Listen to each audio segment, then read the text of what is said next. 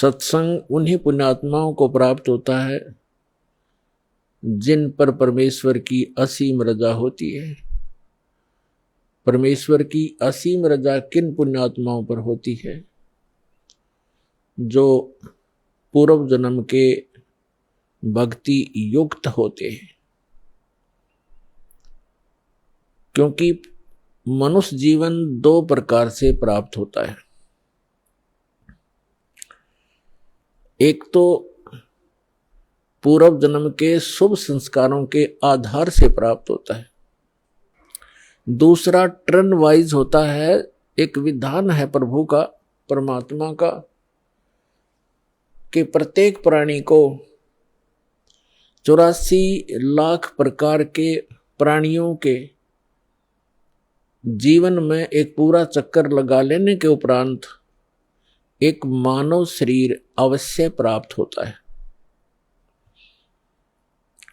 ये परमेश्वर कबीर जी की हम प्राणियों पर एक विशेष रजा है, और जिस कारण से विवश होकर के इस काल ने हमें एक मनुष्य जीवन देना ही पड़ता है।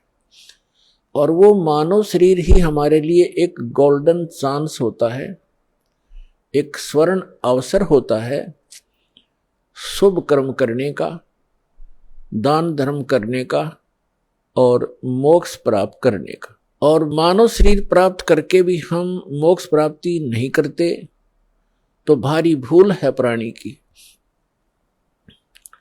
उसका कारण क्या है? उसका कारण ये है कि जो मानव शरीर प्राप्त प्राणी जो पूर्व जन्म के संस्कार से मानव शरीर प्राप्त किए हुए हैं, वो परमात्मा की भक्ति के लिए अवश्य कहीं ना कहीं जुड़ जाते हैं।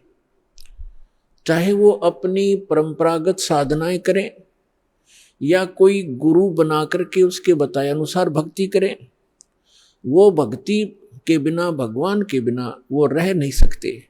चाहे वो दुख में सुमरन कर रहे हो, चाहे वो सुख में कर रहे हो। और दूसरी प्रकार के जो प्राणी होते हैं, टर्न वाइज, यानी नंबर 84 लाख योनियों में कष्ट उठा करके वो फिर मानव शरीर जो प्राप्त किए हुए होते हैं, वो भक्ति नहीं करते।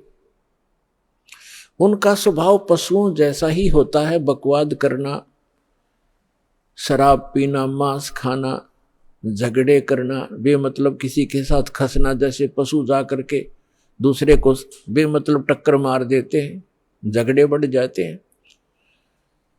तो वो प्राणी उस टाइप के ही झगड़े करवाते हैं। शांति प्रिय घर में भी वो आग लगा देते हैं। तो जो पुण्यात्माएं परमात्मा के लिए लगी हुई हैं और वो साधना गलत कर रहे हैं, श्रीमद् भगवत गीता अध्याय नंबर 16 के श्लोक नंबर 23 और 24 में प्रमाण है कि शास्त्र विधि को त्याग कर जो मनमाना आचरण करते हैं, मनमानी पूजाएं करते हैं, जो शास्त्रों में प्रमाणित नहीं है वो साधनाएं करते हैं, उनको न तो कोई सुख प्राप्त होता है, न कोई सिद्धि प्राप्त होती है, और न ही उनकी परम गति होती है। अर्थात व्यर्थ, यूजलेस है वो साधनाएं। जो साधक शास्त्र विधि त्याग कर, चाहे वो स्वयं साधना कर रहे हैं या किसी नकली डुप्लीकेट गुरु बनाकर वो उनके बताए अनुसार शास्त्र विरुद्ध साधना कर रहे हैं, तो वो अपना जीवन नाश कर रहे हैं। और जो सीधे ही 84 लाख योनियों से निकलकर मनुष्य शरीर प्राप्त करते हैं, वो तो भक्ति करते ही नहीं। उनका तो वैसे ही जीवन नाश हो ही रहा है। तो इसके लिए सत्संग की आवश्यकता पड़ती है। और सत्संग का अर्थ होता है यथार्थ अध्यात्म ज्ञान। और यथार्थ अध्यात्म ज्ञान केवल परमात्मा ही बता सकता है।